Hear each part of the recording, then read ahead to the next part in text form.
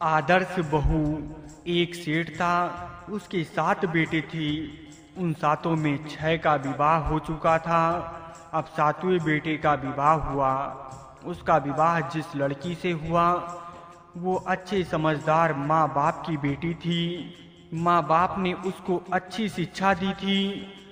उस घर में सबका भाव अच्छा था। 7 भाई होने पर भी सभी एक साथ रहते थे। एक विलक्षण बात ये थी, घर की रसोई स्त्रियां ही बनाती थीं, कोई रसोइया नहीं था। स्त्रियां स्वयं रसोई बनाती हैं तो वह पति पुत्र सास ससुर आदि को प्रेम से भोजन कराती हैं, परंतु रसोइया रसोई बनाता है तो वह मजदूरी करता है। दूसरा ना खाए अथवा कम खाए तो सोचता है कि रोटी थोड़ी बनानी पड़ेगी, आफत मिटी। घर में 6 जेठानियां थीं और सुबह शाम बारी बारी से रसोई बनाया करती थीं।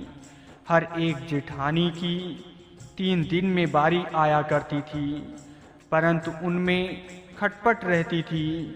कोई बीमार हो जाए तो दूसरी कहती कि मेरी बारी तूने रसोई नहीं बनाई, फिर तेरी बारी मैं क्यों बनाऊं। छोटी बहू आई तो उसके भीतर बहुत उत्साह था। वो एक दिन स्नान करके शुद्ध वस्त्र पहनकर पहले ही रसोई में जा बैठी। जेठानी ने देखा तो कहा कि हे बहू, तू रसोई क्यों बनाती है? रसोई बनाने के लिए हम कम हैं क्या? फिर भी छोटी बहू ने बड़े प्रेम से रसोई बनाई और सबको भोजन कराया। सब बड़े प्रसन्न हुए कि आज छोटी बहू ने बहुत बढ़िया रसोई बनाई। सभी भाइयों के अलग अलग कमरे थे। दिन में सास छोटी बहू के कमरे में गई और उससे कहा कि हे बहू, तू सबसे छोटी है, इसलिए सब तेरे से लाड प्यार रखती हैं। तू रसोई क्यों बनाती है? तेरी 6 जेठानियां हैं। छोटी बहू बोली, हे माँ जी, कोई भूखा अतिथि घर आ जाए तो उसको आप अन्न क्यों देते हो? सास बोली, हे बहू, इससे बड़ा पुण्य मिलता है। घर में कोई भूखा आ जाए तो उसको भोजन कराना गृहस्थ का खास धर्म है। उसको तृप्ति होती है, सुख मिलता है तो देने वाले को पुण्य होता है। छोटी बहू बोली, दूसरों को भोजन कराने से पुण्य होता है तो क्या घर वालों को भोजन कराने से पाप होता है? मकान आपका, अन्न आपका, बर्तन आपके, सब चीजें आपकी है। मैं थोड़ी सी मेहनत करके रसोई बनाकर खिलाऊं तो मेरा पुण्य होगा कि नहीं होगा? सब भोजन करके तृप्त होंगे, प्रसन्न होंगे तो इससे कितना लाभ होगा। इसलिए माँ जी, आप रसोई मेरे को बनाने दो, मैं बैठी बैठी करूँगी भी क्या। कुछ मेहनत करूँगी तो शरीर भी ठीक रहेगा, स्वास्थ्य भी ठीक रहेगा। सास ने ये बातें सुनी तो मन में सोचा कि बहू बहुत ठीक बात कहती है। हम इसको सबसे छोटी समझते हैं, पर इसकी बुद्धि बहुत अच्छी है। दूसरे दिन सुबह जल्दी ही सास रसोई बनाने बैठ गई। बहुओं ने देखा तो बोली, माँ जी, आप यहाँ क्या करती हो? रसोई बनाने वाली बहुत हैं, आप परिश्रम क्यों करो? सास बोली, तुम्हारी अवस्था छोटी है पर मेरी अवस्था बड़ी है।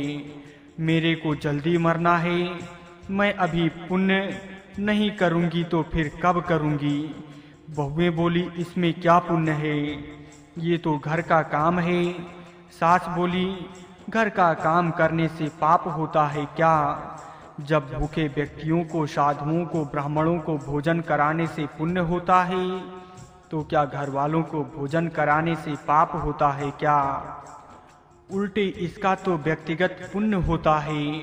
घर की चीज सब घर वालों की होती है, इसलिए दान पुण्य करने से सबको पुण्य होता है।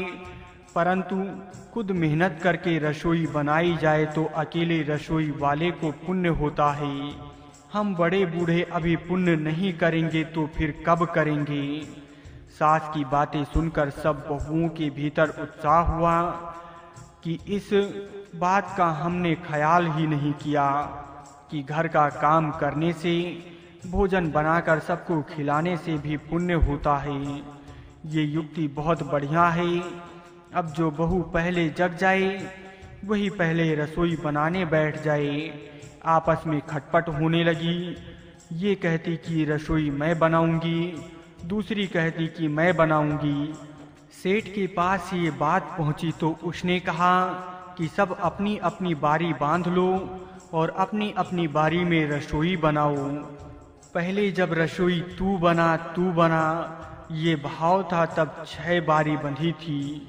अब मैं बनाऊं ये भाव हुआ तो 8 बारी बांध लो। 2 और बढ़ गए।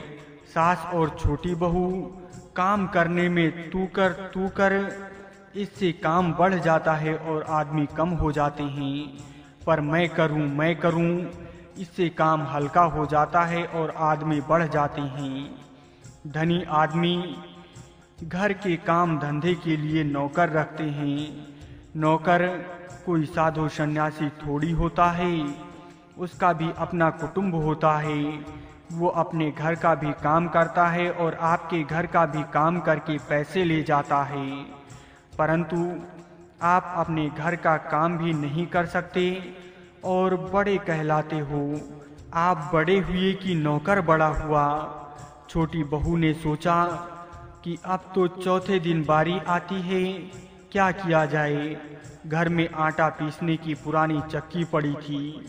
वो उसने अपने कमरे में ले आई और आटा पीसना शुरू कर दिया।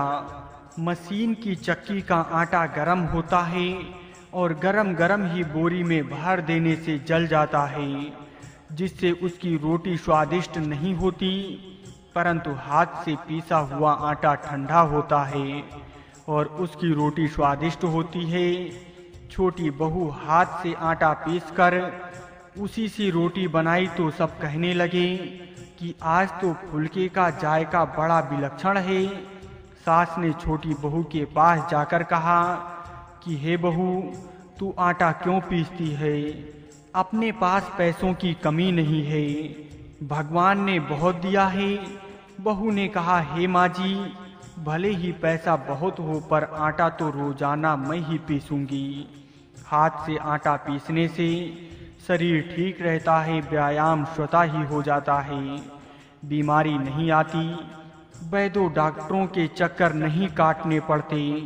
दूसरी बात, रसोई बनाने से भी ज़्यादा पुण्य आटा पीसने का है। रसोई चाहे कोई बनाए, आटा तो मेरा ही पीसा हुआ ही सब खाएंगे। सास ने, सब जेठानियों ने ये बातें सुनी तो विचार किया कि छोटी बहू ठीक बात कहती है। उन्होंने अपने अपने पतियों से कहा कि घर में चक्की ले आओ, हम सब आटा पीसेंगी। सब चक्की ले आए। सभी चक्की में रोजाना 2-2.5 सेर आटा पीसने लगी। आटा अधिक हो गया। अब अधिक आटे का क्या करें? छोटी बहू ने कहा कि अपनी दुकान में आटे की बिक्री कर दो। छोटी बहू की बात सबने मान ली और जो कहती ठीक कहती।